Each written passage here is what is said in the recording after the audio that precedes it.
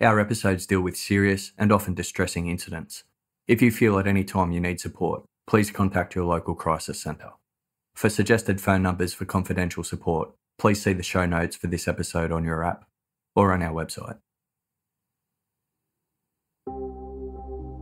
Cowra is a town in the central west region of New South Wales, located about 300 kilometres west of Sydney and 190 kilometres north of Australia's capital, Canberra.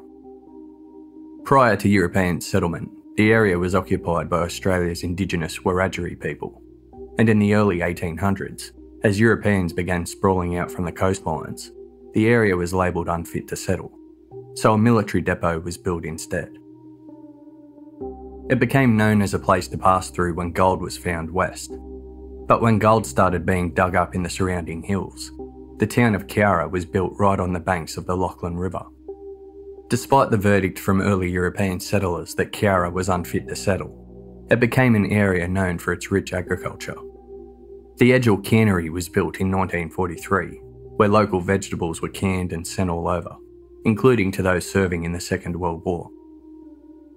Vineyards were later planted, and by the 1980s, Cowra was famous for its Chardonnay grapes. In 1987, Cowra was still a very small country town. It was rich in history, but had remained a small community. With less than 10,000 residents, it was a town where everyone knew everyone, and things that happened took no time to be whispered across the bar at the pub or in the yard after church. As far as violent crime goes, Cowra wouldn't rank at the top of any lists. It was best known for being the scene of the largest prisoner of war breakout in modern history, known as the Kara Breakout. During World War II, Cowra was the site of a prisoner of war camp. On August 5, 1944, Japanese prisoners attempted a mass breakout by charging through machine gun posts, armed with only improvised weapons like wooden bats and sharpened mess hall knives. 231 Japanese soldiers and 4 Australian soldiers were killed. Over 100 Japanese soldiers were wounded. Despite that wartime incident, Cowra wasn't a place where the locals thought much about violence or violent crime. It wasn't something that was of great concern within the community. Of course there was trouble. Every community had its fair share of that, but it was very much a normal country town. It wasn't unusual for many houses in the 80s to leave their doors unlocked. It was just the way it was. Safe. People looked out for one another. But in the early hours of Wednesday, April 15th, 1987, the simple, peaceful country town of Cowra was faced with a crime so violent and so shocking, it would be forever changed.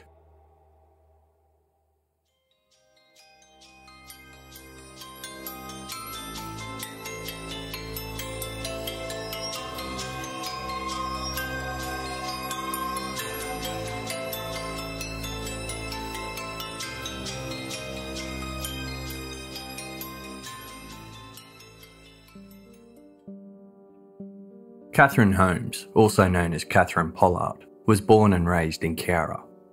After leaving school at 15, she moved away in search of work opportunities in other parts of New South Wales. During the last years of the 70s, she lived and worked in various places before returning to Cowra when she was 21. Back in Cowra, she settled into her old life. She was comfortable there. It was familiar.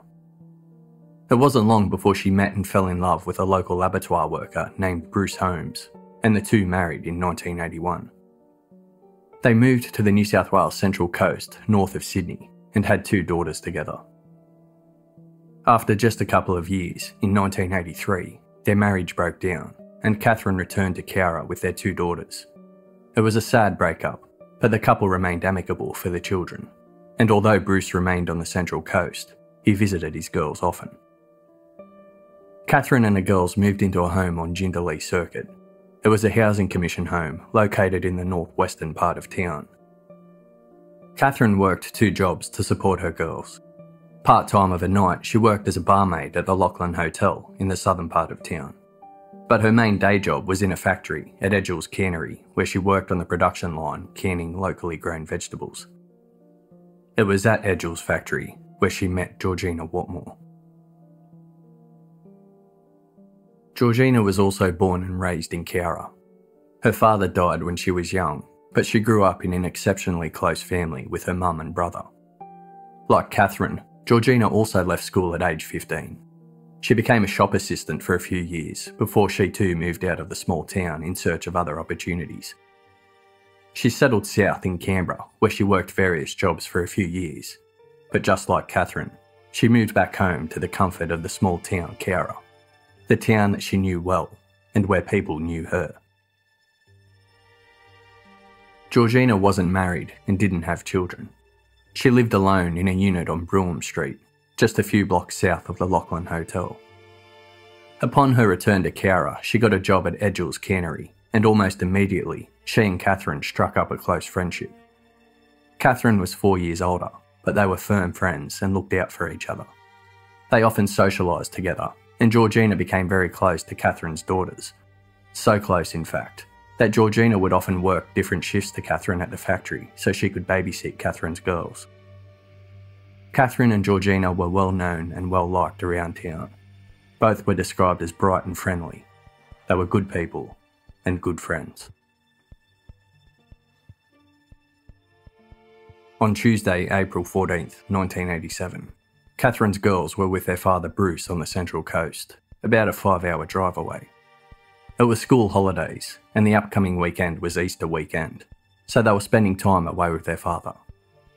This gave Catherine the chance to work more shifts and also have some time for herself and relax a little. That day, Catherine, then aged 28, and Georgina, aged 24, both worked a shift at Edgel's Cannery, finishing up at 3:30 p.m. After work, they thought they'd unwind and have a few drinks, so they visited a few of the local hotels in Cowra. Catherine first returned home and got changed, then went back out to meet Georgina. They socialised with a few different people throughout the evening, seeing many people they knew about town. About 7 p.m, they headed to the Lachlan Hotel on Kendall Street. This was the pub where Catherine worked a few nights a week. The Lachlan was a busy, lively Main Street pub, and Catherine was very popular amongst the patrons. She knew pretty much everyone there, and she and Georgina socialised with a number of different people throughout the evening. They were both happy and in really good moods. When the Lachlan Hotel closed at midnight, Catherine, Georgina, and 4 other people they were with decided to go back to Catherine's place in Jindalee Circuit and hang out and drink some more. Georgina made a quick detour to her place on Broome Street. She grabbed some clothes so she could stay over at Catherine's, and also grabbed a small amount of marijuana, before heading to Jindalee Circuit to join the others. Jindalee Circuit is on the outskirts of town. Catherine lived in a corner house on Jindalee and Victor Street, with green fields and grazing cattle close by. Catherine and Georgina were joined at the house party by 1 other woman and 3 men. It wasn't a wild party by any stretch. It was simply a small, casual gathering of friends. They shared a few more drinks together before Catherine said she was done about 1:45 a.m.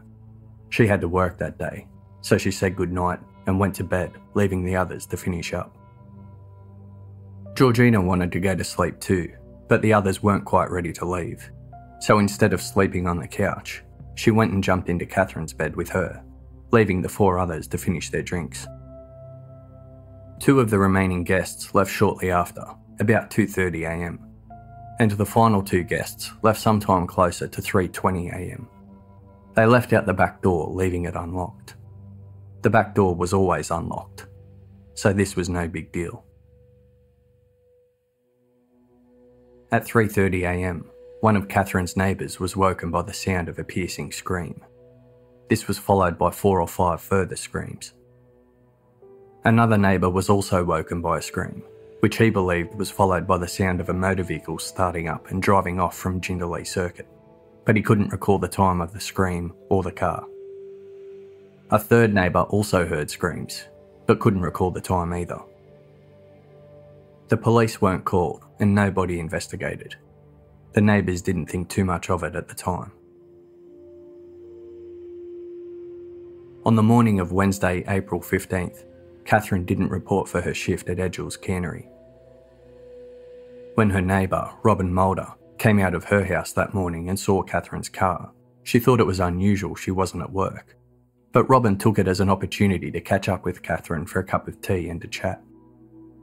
At 9:45 a.m, Robin's husband walked over to Catherine's house to invite her over to their place. As he walked past the front bedroom window, he heard what he described as strange noises. He knocked and called out to Catherine, but there was no answer. He returned home, and he and Robin thought that although it seemed strange, there must have been an explanation. But as the morning went on, both Robin and her husband felt something was a little off, so by lunchtime, when there was still no movement at Catherine's house, Robin went and got another neighbour, Leslie Marsh, and they walked over to Catherine's together. They called out at the front door, but again no one answered. Remembering her husband describing strange noises coming from the bedroom, Robin decided to check there. She heard what she thought was snoring. Surprised Catherine was still asleep, Robin called out again and tried to wake her up. She and Leslie then looked through the window. For a moment, both Robin and Leslie thought Catherine was playing a joke on them. It looked like there was blood everywhere, but it didn't seem real, so they continued to call out. And then panic set in. They saw two blood-soaked bodies, one lying on the bed and one on the floor. Blood covered the bed, the furniture, and the walls. Robin and Leslie immediately ran to the back door and straight inside the house. The back door and the back fly screen door were both wide open. The screen door was actually propped open using the pneumatic door closer. Someone had deliberately kept that door open. What Robin and Leslie discovered in the main bedroom were the bodies of Catherine Holmes and Georgina Watmore. The noises that Robin's husband had heard earlier that morning were coming from Georgina. She was struggling to hold on to life, and the gurgling noises were her fighting to breathe through all of the blood. She was alive, but barely. Catherine was dead. They immediately called an ambulance and the police. Cowra paramedics arrived and rushed Georgina to hospital, but she was dead on arrival. When police arrived at the house, a child's bike was lying in the driveway. A crime scene was established, and police cordoned off the home, putting up palings around the edge of the property to hold up a barrier to keep sightseers away. The neighbourhood had never seen anything like it. The crime scene was gruesome. One of the first officers on the scene said it was a sight that would live in his memory for a long time, and even senior police officers commented that the crime scene was one of the most gruesome they had ever encountered. Catherine's house was placed under police guard for several days as the crime scene examination was carried out. They discovered partial fingerprints in the main bedroom. There was no match on the police system and no match to anyone in the house. They may have belonged to the previous tenants, or they may have belonged to the killer whose prints weren't on record. There was no way of knowing for sure. The killer left a blood trail in the victim's blood. The blood trail led from the bedroom, through the laundry, out the back door, and continued up to the front of the house where it ended at the road. There was no sign of forced entry at all. Police believe the killer may have been aware Catherine left her back door unlocked. The theory being that the killer entered through the unlocked door, then propped open the screen door, leaving both doors wide open to allow a quick escape. Partial footprints were also located, but they weren't caused by a shoe.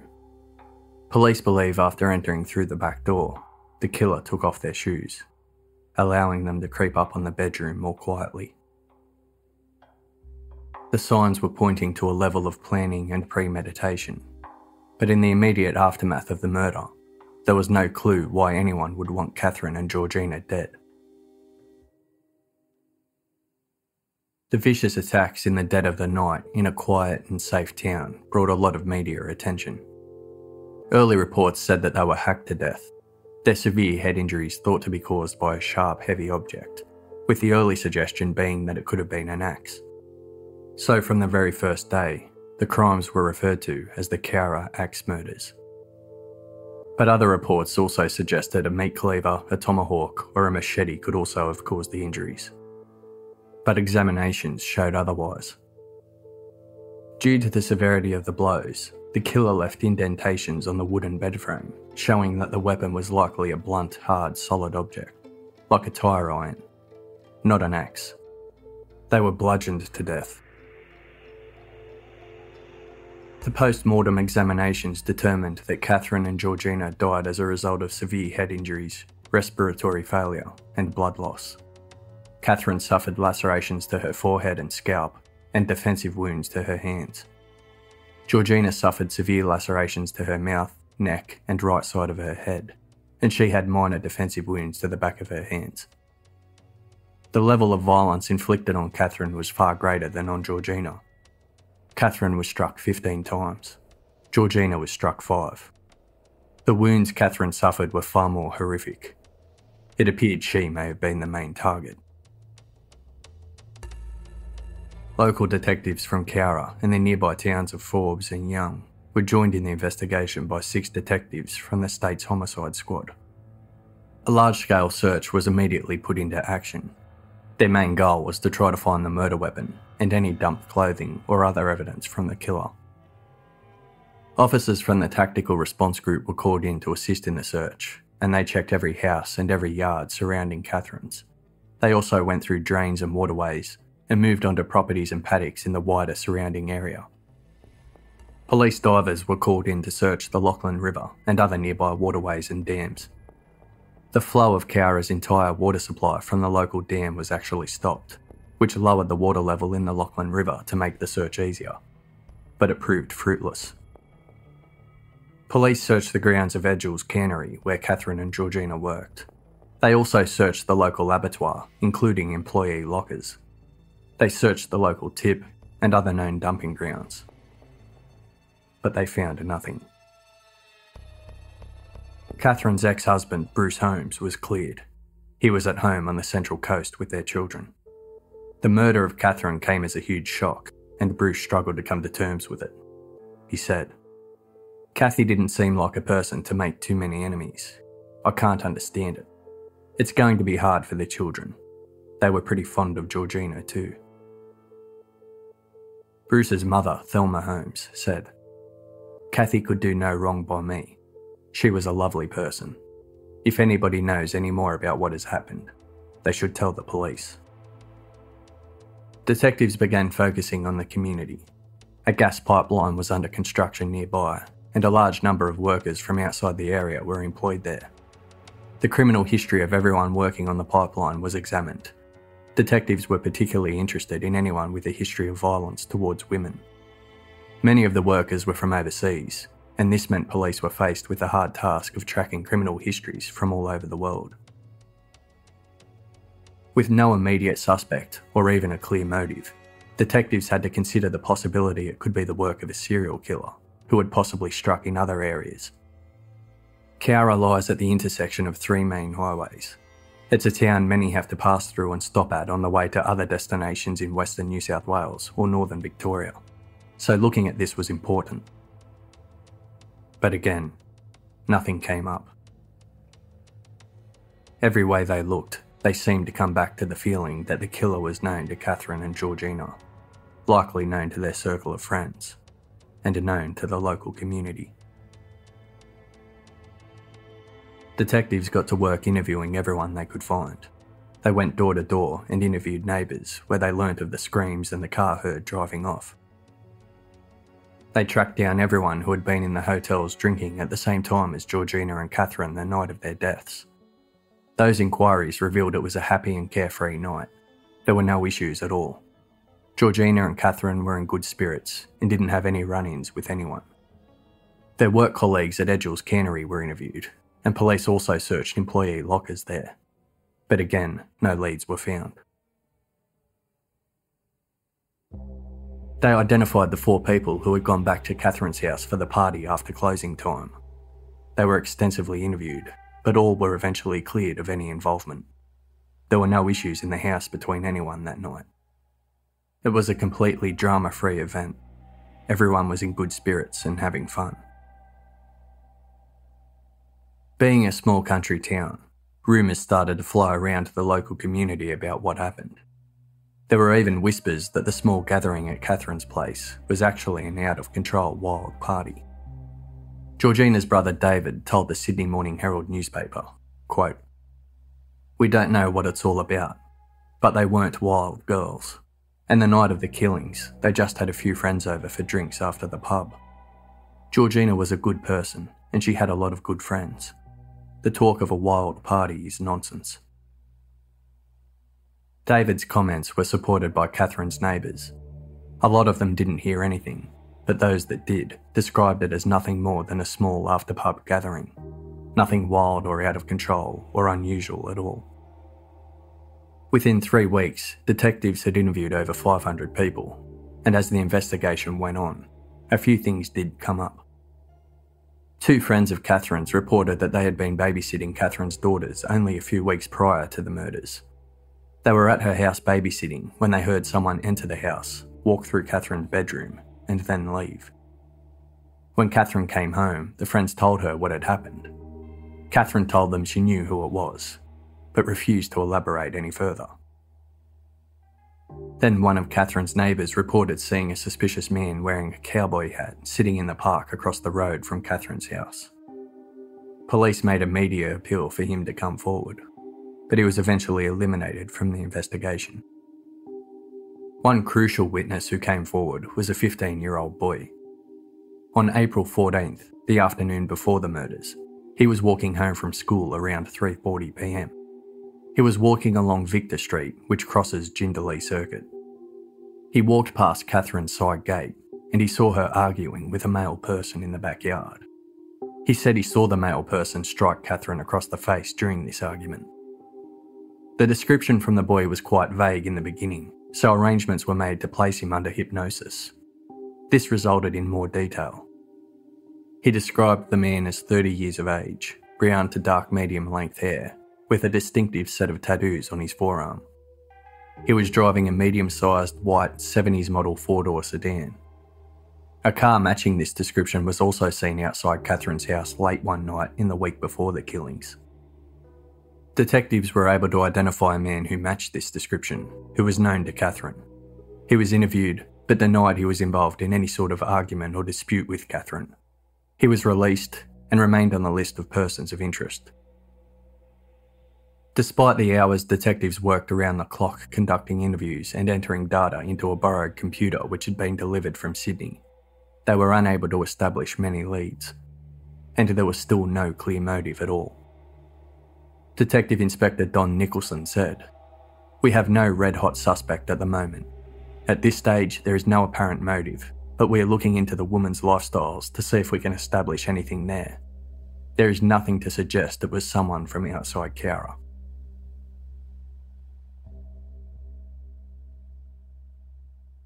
With the level of violence inflicted on Catherine considerably more severe than that on Georgina, police believed the killer may have only been targeting Catherine. They felt that whoever was responsible may have gone to her house knowing her 2 children were away on the Central Coast with their father for Easter. There was no forced entry, no robbery, no sexual assault, and it was the middle of the night. The killer appeared to have knowledge of the premises. It was a spur-of-the-moment decision by Georgina to stay over at Catherine's, so the killer likely wouldn't have known she would be there. The ferocity of the attack and the way it appeared to have been carried out in a frenzy led detectives to believe that it was driven by rage. It seemed full of emotion and anger. It was personal. The killer wanted to inflict as much violence as possible on Catherine, and it was possible that Georgina was just in the wrong place at the wrong time. The town was stunned. Cowra had never experienced anything like this before, and people felt the immense loss of 2 much-loved women, neither of whom had caused any trouble. One young woman just really beginning her adult life, and the other, a single mother working hard to support her 2 daughters. The locals had a hard time even believing it was true. No one could make any sense of it. Cowra became gripped with fear. With no idea who the killer was, some locals were scared the killer would strike again. People wondered if they would be next. the community's reaction to the murders was to kind of shut down. People couldn't sleep, and kids weren't allowed out of the house. For the first time in memory, residents began locking their doors, and everybody watched everybody closely. The feeling in town is best described by those who were there. All of the following people spoke to the Sydney Morning Herald newspaper. Noel Evans, the stand-in publican at the Lachlan Hotel. This has rocked us, and we are still walking around stunned. Kathy was a very popular person, friendly to everyone. She had no enemies. An unnamed patron in the Lachlan Hotel. It could be anyone in town. I mean, it could be anyone here. It makes you think that you're never safe anywhere. Cab driver Frank Edgar. Everyone is just shocked and afraid. I knew both girls, and you would never think it could happen. Georgina used to come into a shop I used to own all the time when she was younger. She was a lovely girl. People in the town are scared, especially the women, with someone walking around who is capable of doing something like that. An unnamed resident. In a small town like this, it puts everyone on edge. Everyone knew them. It's that sort of place. People have said one after the other, if it happened in Sydney, you could understand it. But in Cowra, people are just shocked that something so vicious happened. I don't think that there's a soul that thinks anyone from Cowra did it. But of course, they could be wrong. There was another reason police were having trouble getting answers. Despite conducting a large amount of interviews, they felt they were being hampered by an unwillingness to talk amongst the local community. By now, police believed there was a good chance Georgina and Catherine knew their killer, and in that small town, that meant that their circle of friends and other townspeople also knew the killer. Then Assistant Commissioner Ross Nixon made the comment that people in the community could be protecting the killer. Someone knew something, and they were keeping it to themselves. Detective Sergeant Lemmy said, "I have a gut feeling it's someone in town. In fact, the murderer may have already been interviewed by police. Like in any country town, people here have grown up with each other and are afraid to put someone in." It took a great deal of work, but eventually police were able to break down the barriers the local community were putting up. It took weeks to gain their trust, but things started to change. Detective Sergeant Lemmy explained, quote, "When we first came to the town, we had to bring people into the station to talk to them. It was real hard going. But now people are starting to come to us. People are coming into the station and talking about the girls, their personalities, and people they know who are acting strange or who have changed their behaviour in any way. It's all just little things. Trivia, really. Like if a bloke that normally wears a jacket or a cap is not wearing it anymore."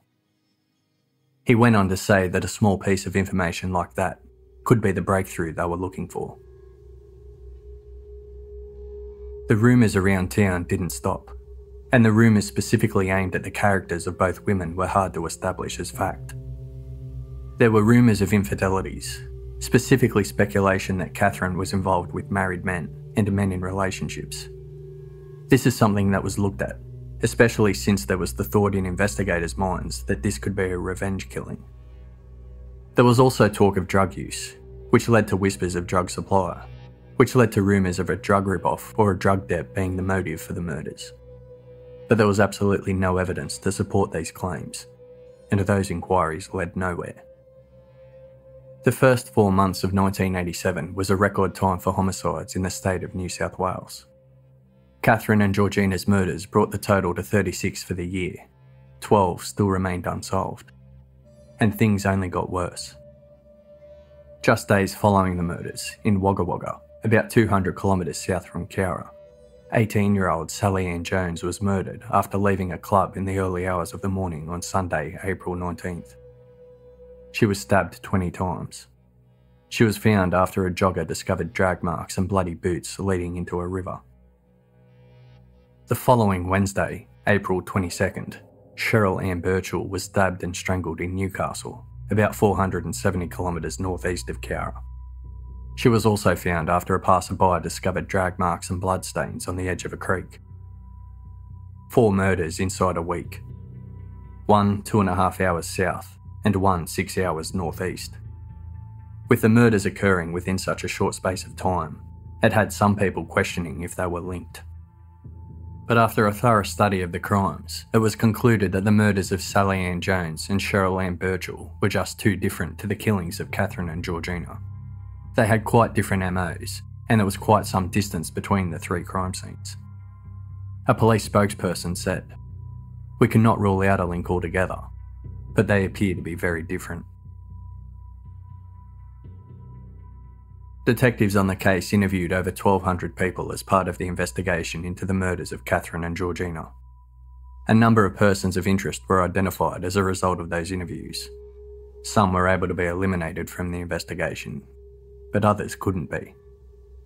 They searched the homes of people who were on their suspect list and confiscated items for testing by blood analysis experts. In some cases, they even seized plumbing from people's laundries looking for traces of blood. Despite the large-scale and extensive investigation, no arrests were ever made, and 30 people in total remained on the suspect list, unable to be eliminated by detectives. When discussing the type of person who may have carried out the crimes, the acting head of the Criminal Investigation Branch, Detective Superintendent Ron Stevenson, told the Canberra Times newspaper that the murders were so horrific they would had to have had an effect on the personality of the killer. Something would be off about them that would be noticed by family or friends. Quote, "The public would notice the change of mood and behaviour of a person, whether they've not turned up for work or whether they become morose. There are people out there today who know who committed these murders. No matter how hard the police work, no matter how clever we are, without the assistance of the public, we will fail." Forensic expert Dr. Godfrey O'toole came from Sydney 3 weeks after the murders. His job was to re-examine the murder scene to see if he could conclude anything further from it. After examining the case and post-mortem results, he said he couldn't rule out an enraged woman as being responsible. Given the brutality of the murders, many assumed the killer was a man, especially with names like the Cowra axe murderer being printed in the papers.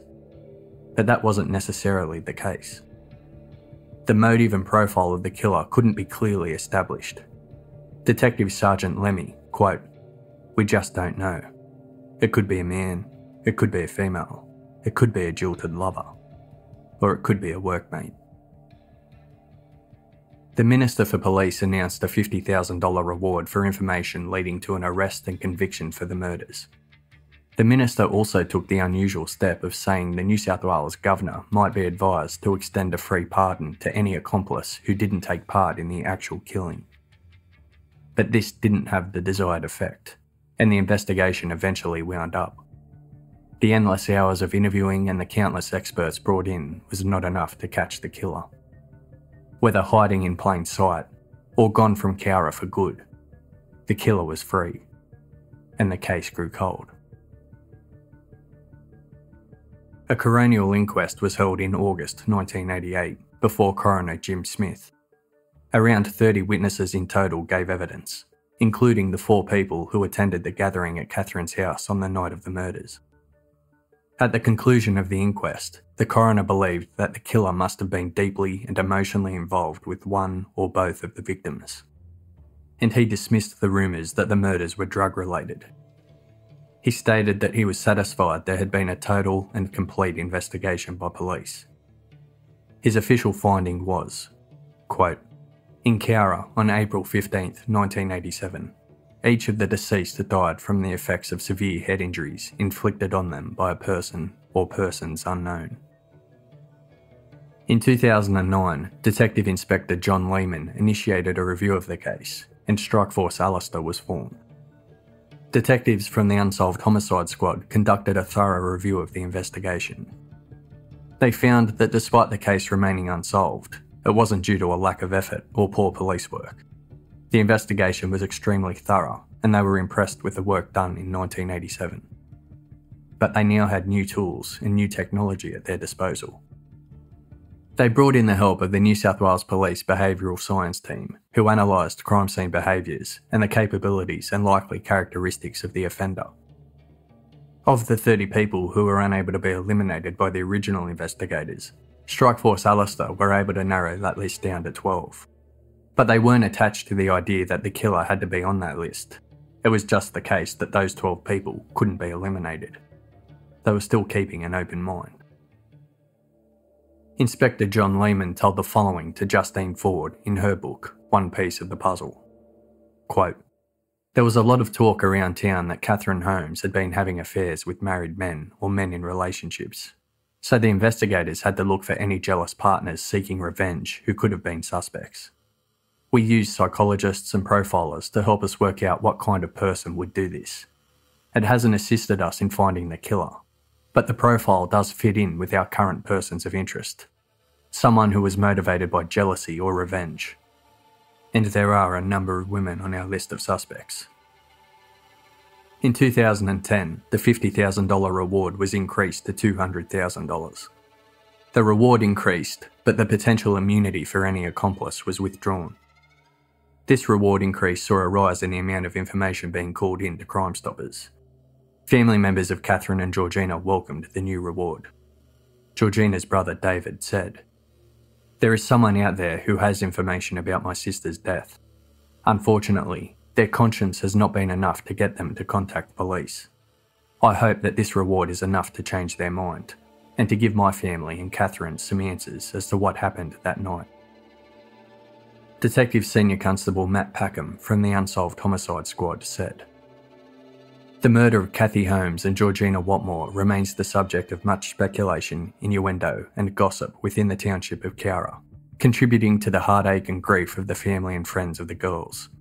We will continue to knock on doors, speak to people, pursue persons of interest and lines of inquiry, until this matter is resolved."